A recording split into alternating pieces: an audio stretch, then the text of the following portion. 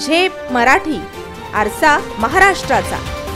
कृषी केंद्रांच्या विरोधात धुळे कृषी विभागाची धडक कारवाई। 36 दुकानदारांचे परवाने निलंबित, 10 कायमचे रद्द। धुळे कृषी विभागाने शेतकऱ्यांच्या तक्रारींवरून मोठी कारवाई केली आहे।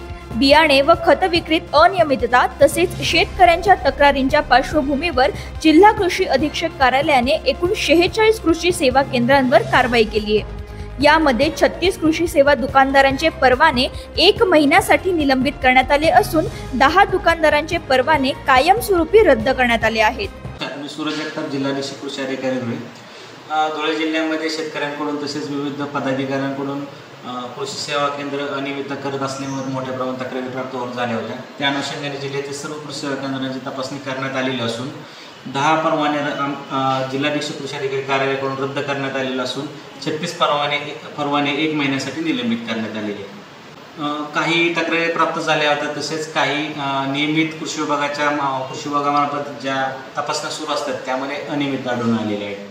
शेतकरी आणि स्थानिक पदाधिकाऱ्यांनी केलेल्या तक्रारींनंतर झालेल्या या तपासणीत दोषी ठरलेल्या केंद्रांवर धडक कारवाई करून कृषी विभागाने स्पष्ट संदेश दिलाय की शेतकऱ्यांच्या हिताशी कोणतीही तडजोड सहन केली जाणार नाही। अशाच वेगळ्या आणि ताज्या बातम्यांसाठी पाहत रहा झेप मराठी, आरसा महाराष्ट्राचा। संपादक प्राध्यापक अनिल चव्हाण, धुळे।